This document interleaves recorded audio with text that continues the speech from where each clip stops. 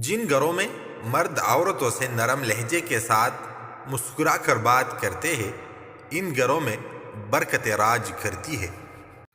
عام طور پر مردوں کو وہی عورتیں اخلاق سے گری ہوئی نظر آتی ہے جو ان کے بجائے کسی اور سے ہنس کر بات کر رہی ہوتی ہے۔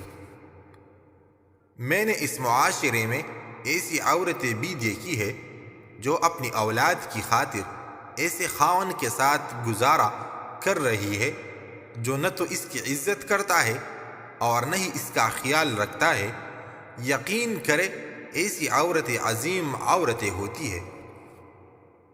زنا پہلے عقل کو، پھر شکل کو اور پھر نسل کو بگاڑ دیتا ہے۔ یا اللہ ہمیں ایسے گناہوں سے محفوظ رکھ۔ چادر کے اندر صرف ایک عورت نہیں بلکہ ایک ملت کی نجات ہے، کیونکہ بے پردہ عورت پوری ملت کو گمراہ کر دیتی ہے۔ عورت کو ہر مرد سے ڈر لگتا ہے سوائے اس کے جو اسے پسند آ جائے۔ عبادت اور محبت میں سچی خوشی تب ملتی ہے جب دل منافقت سے پاک ہو۔ زیادہ گفتگو کی عادت یا تو عورتوں میں ہوتی ہے یا کمزور مردوں میں۔ خونی رشتے توڑ کر انسان جوانی تو گزار سکتا ہے مگر بڑھاپا نہیں۔ عورت رو سکتی ہے، دلیلیں نہیں پیش کر سکتی۔ اس کی سب سے بڑی دلیل اس کی آنکھ سے ڈلکا ہوا آنسو ہے۔ عورت درد سہ لیتی ہے مگر اپنی توہین نہیں۔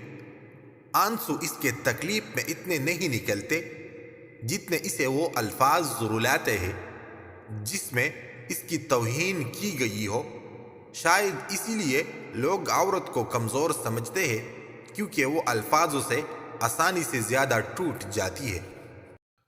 محبت پوری ہو یا آدھی، عورت کو مرد پورا چاہیے ہوتا ہے، دوسری عورتوں میں بٹا ہوا نہیں۔ ایک بری عورت بے شمار مردوں کو گمراہ کر سکتی ہے، لیکن بے شمار مرد ایک نیک عورت کو گمراہ نہیں کر سکتے۔ مرد کی محبت اگر حد سے زیادہ بڑھ جائے تو عورت بے وفا ہو جاتی ہے۔ ایک باحیا باپردہ عورت ہزار بے حیا بے پردہ عورتوں سے بہتر ہے، اس لیے نہیں کہ وہ پردہ کرتی ہے بلکہ اس لیے کہ وہ اپنے نفس کو قابو میں رکھ کر اپنی عورت ہونے کا حق ادا کر دیتی ہے۔